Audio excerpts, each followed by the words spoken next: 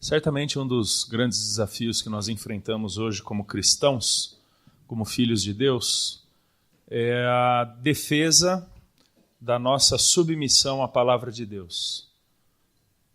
Cada vez mais ficará difícil a defesa, o incentivo, a crença na Bíblia como palavra de Deus e que, portanto, ela é autoridade sobre as nossas vidas, a maneira como nós concebemos conceitos como família, como casamento, como gênero. Porque, historicamente, os últimos séculos têm favorecido todo um processo de ceticismo, descrença, desincentivo e desconstrução da verdade. A época que nós vivemos afirma que não existe uma verdade universal, não existe uma verdade transcendente, não existe algo que sobreponha-se a tudo e todos e que, portanto, é digno da credulidade de todas as pessoas, porque a verdade ela é relativa. A verdade ela é relativa ao contexto socioeconômico, político, racial, religioso, sexual da pessoa que propõe uma determinada afirmação. E, portanto, aquela afirmação vale apenas para aquela pessoa e absolutamente ninguém mais. E quando, então, como cristãos, dizemos que cremos na palavra de Deus como verdade e que, portanto, avaliamos, julgamos todas as coisas pela palavra de Deus, nós somos chamados de fundamentalistas, de fanáticos e coisas desse tipo. Em contrapartida, há um movimento, por causa desse relativismo, cada vez mais centrado no indivíduo, no sujeito, na pessoa, chamado de subjetivismo, onde o sujeito é que define a validade ou a realidade das coisas. É o jeito que eu quero ser, é o jeito que eu quero pensar. Se isso me faz bem, se com isso eu me sinto feliz, está bom. Mesmo que não seja coerente. Se de alguma forma supriu alguma necessidade naquele momento, por mais que eu vá ter problemas com aquela ideia, com aquela convicção, lá na frente não tem problema. Lá na frente eu penso, lá na frente eu mudo, o que importa é viver o aqui e agora. E nessa tensão, nesse choque, é que nós nos encontramos.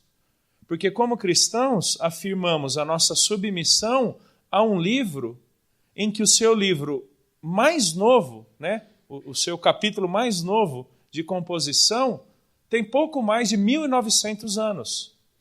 Então nós olhamos para tudo isso como retrógrado.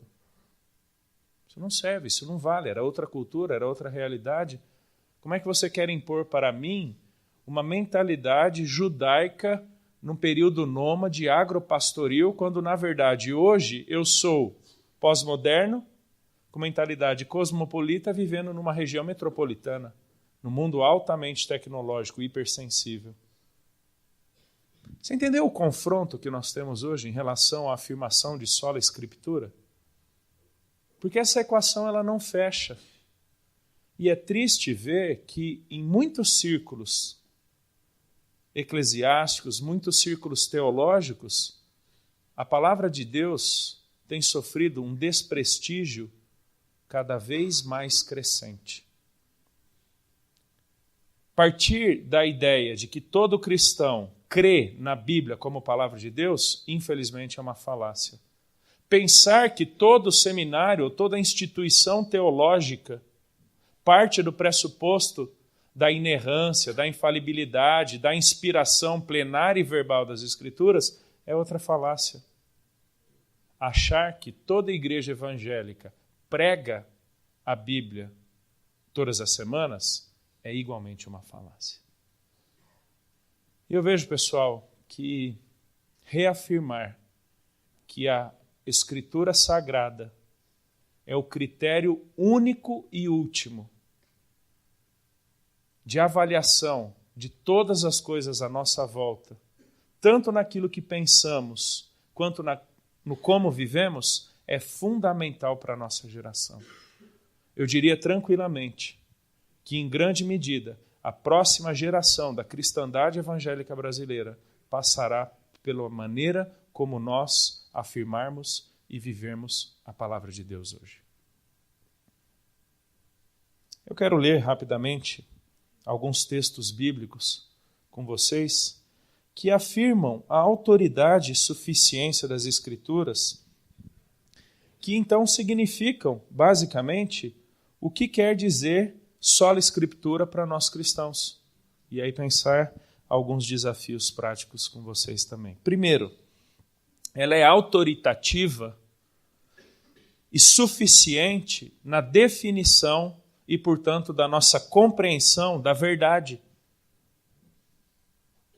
Olha o que diz Salmo 119, 142. A tua justiça é justiça eterna e a tua lei é a própria verdade. Eventualmente, pessoas dizem, isso não é justo. A primeira pergunta que deveríamos fazer, justo em referência a quê? Ou em relação a quê? Porque a nossa tendência é usar uma autoconceituação para avaliação das coisas à nossa volta. Essa é a mentalidade relativista. Isso começou com um cristão chamado Søren Kierkegaard, um filósofo dinamarquês do século XVIII.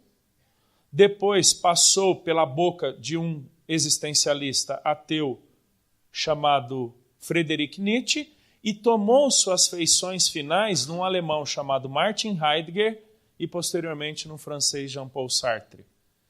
De que a verdade ela está encarnada na realidade e que, portanto, pelas realidades serem múltiplas, a verdade precisa ser múltipla. É a tua realidade, portanto, é a tua verdade.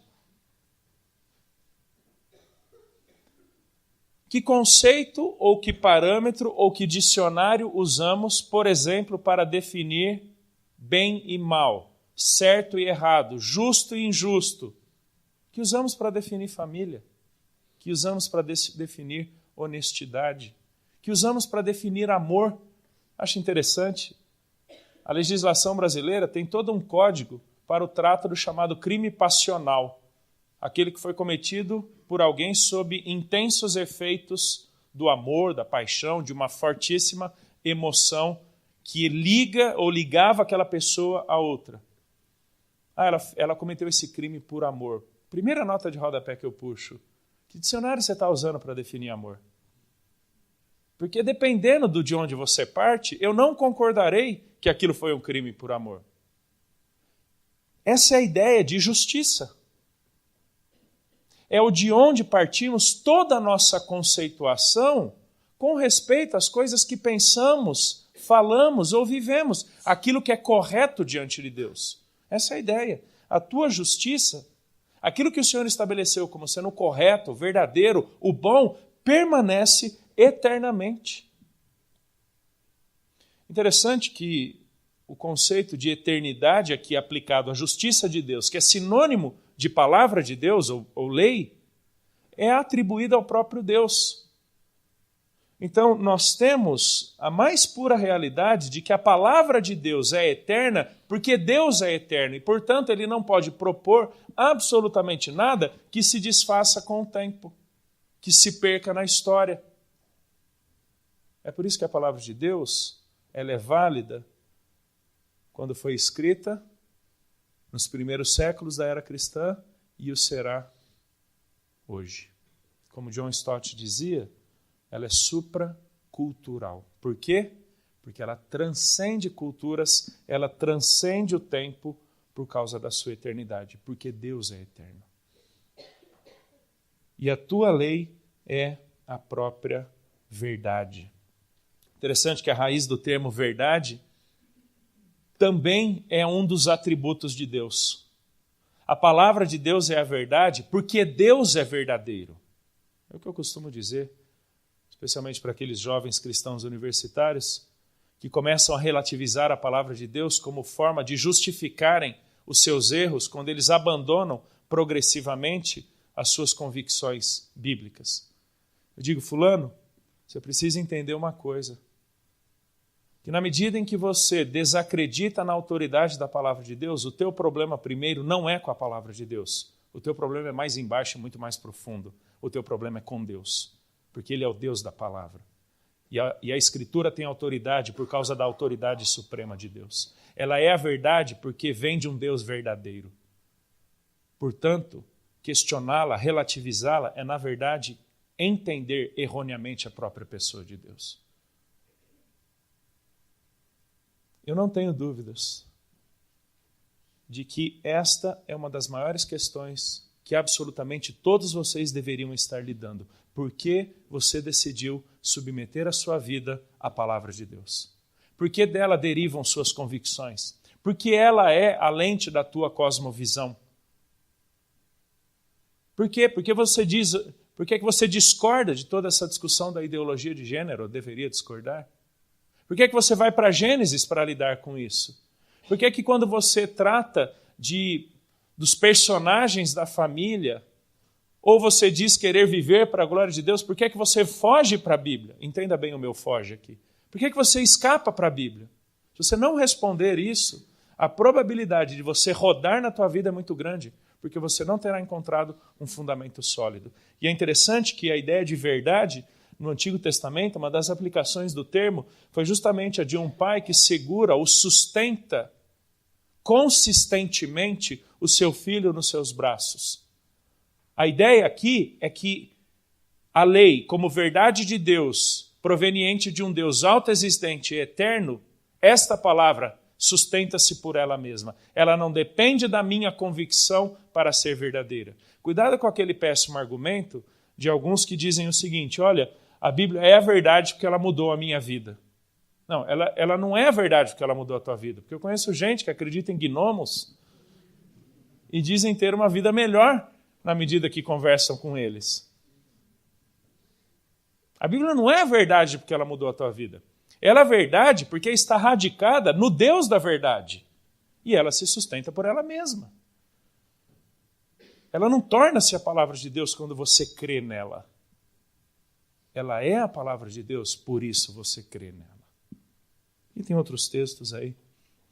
Toda a Escritura é inspirada por Deus e útil. Santifica-os na verdade, a tua palavra é a verdade. Segunda implicação da autoridade e suficiência das Escrituras.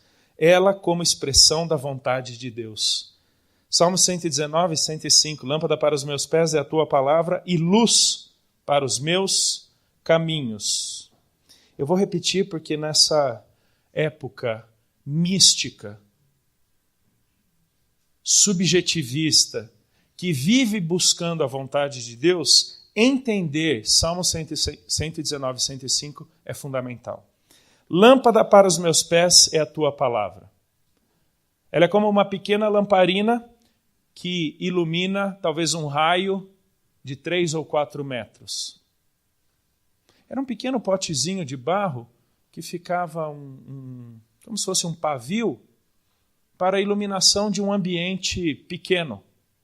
Deve se lembrar que naquela época os recursos eram extremamente precários, não tínhamos lâmpadas frias ou incandescentes, nem lanternas. Eram pequenos potezinhos de barro. Era a iluminação daquele ambiente imediato, como que dando a entender que a palavra de Deus é suficiente para guiar cada uma das minhas pegadas, cada um dos meus passos individualmente falando. Mas ela também é luz para os meus caminhos. A palavra luz é a mesma usada por Moisés lá em Gênesis para falar sobre os grandes luzeiros. E se você viu o céu ontem à noite, com aquela lua imensa que o mineiro achava que era um grande queijo no céu, se você viu aquela lua imensa, em que você não precisava de muita iluminação, porque ela era suficiente para brilhar tudo à sua volta. Ou o sol, que dissipa toda a sombra, toda a treva durante o dia. E é interessante, luz para os meus caminhos, e normalmente 2 termos são usados para a ideia de caminho nos Salmos, ambos ligados à ideia da totalidade da vida. Aquilo em que consiste a vida de uma pessoa. Ela é suficiente para nortear o todo da minha vida. Você entendeu isso? Então para com esse negócio de ficar tentando descobrir a vontade de Deus. Vai ler a Bíblia. Esse negócio é subjetivista, isso é místico. Porque se a verdade de Deus foi revelada e esta verdade expressa a sua vontade, logo Deus não espera de mim absolutamente nada que esteja à parte da palavra. Porque se eu não tenho acesso a algo desconhecido, mas Deus espera que eu viva pelo desconhecido, esse Deus é ilegítimo, esse Deus é desonesto, porque espera de mim o conhecimento de algo que objetivamente não tenho como avaliar a sua veracidade e validade. Contente-se com a palavra de Deus. Ela é suficiente para iluminar cada uma das suas pegadas e a totalidade da sua vida. Uma vez que a verdade e a vontade de Deus tenham sido reveladas, não cabe oração para descobrir a vontade de Deus. Cabe oração para obediência e submissão. Ore mais por isso. É suficiente, acredite. Poderia ficar umas 3 horas falando sobre isso, mas vamos em frente. Salmo 119, verso 9 e 11. De que maneira pode um jovem viver uma vida aprovada por Deus, observando esse caminho segundo a tua palavra? Ela é também autoritativa e suficiente no trato da minha alma. E eu escolhi bem essa expressão, porque nós vivemos a geração da alma quebrada. Tudo é síndrome, tudo é não sei o quê, tudo eu fiquei dodói, mimimi, e barará. Cara, tá muito chata essa geração, muito. Muito. Não sei se você concorda comigo. É tudo dodói, é a geração dos haters. Sabe, tudo você feriu minha alma. Eu falei, eu não queria só ferir, eu queria acabar com ela. Olha que bonito o Salmo 119, 92.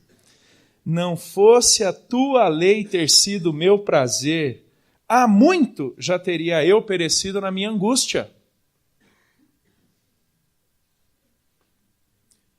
A geração hipocondríaca em que vivemos idolatra o medicamento, porque encontra no medicamento as suas happy pills, as suas pílulas da felicidade, o para tratar isso, para tratar aquilo, isso, outro, e por aí vai. Não estou dizendo que a medicina não seja importante ou a indústria farmacêutica, mas ela se tornou simplesmente um escape. A gente está lidando com um problema, uma tensão, não quer lidar com ele, toma um remédio para dormir, para esquecer. Não fosse a tua lei ter sido a minha satisfação, o meu contentamento, aquilo que realmente dá sustância à minha vida, há muito já teria eu perecido na minha angústia. Você sabe o que é que te mantém em pé em momentos de pressões, dificuldades, crises, problemas, angústias verdadeiras? É a palavra de Deus. Mas é interessante que é o primeiro de que as pessoas abrem mão. Eu não quero ser simplista nem generalista.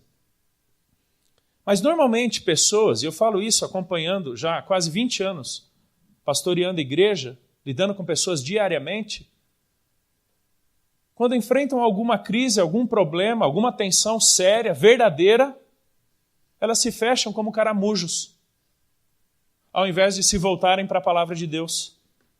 Ao invés de encontrarem na palavra de Deus a sustentação da sua força, da sua motivação, da sua alegria, do necessário para continuarem vivendo em meio aos problemas e grandes pressões. Pessoal, há uma estreitíssima relação entre cristianismo e problemas na vida. Aquele que deseja viver piedosamente padecerá perseguições, 2 Timóteo 3,12. Em todas as formas, em todas as circunstâncias. No mundo passais por aflições, tende bom ânimo, eu venci o mundo. E Cristo nos deu o Consolador, Cristo nos deixou a sua palavra como guia. Verso 28 do Salmo 119, a minha alma de tristeza verte lágrimas, fortalece-me segundo a tua palavra. Ela é melhor do que chocolate em dias depressivos chuvosos. Fortalece-me segundo a tua palavra. Verso 50, o que me consola na minha angústia é isto, que a tua palavra me vivifica. Pessoal, ela é suficiente para tratar o mais íntimo do nosso coração. Isso quer dizer autoridade e suficiência das Escrituras. Isso quer dizer, poderia lidar com tantas outras, sola Escritura na prática. Quando ela me define a verdade, quando ela conduz o meu caminho e quando ela me trata absolutamente em todas as circunstâncias. Duas implicações muito rápidas. Primeiro, na prática, resgatar sola Escritura envolverá um cuidado com essa nossa era de achismos e de pitaqueiros teológicos. Teólogos de Facebook, que leram 2 ou 3 livros e já saem afirmando coisas sobre as quais nunca estudaram realmente.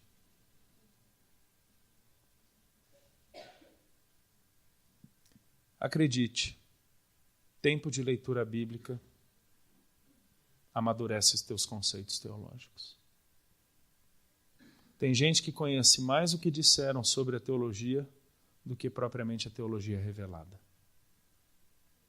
São capazes de dizer o que fulano, cicrano ou beltrano pensam sobre algo, mas são incapazes de dizer o que a Escritura Sagrada afirma sobre uma determinada doutrina.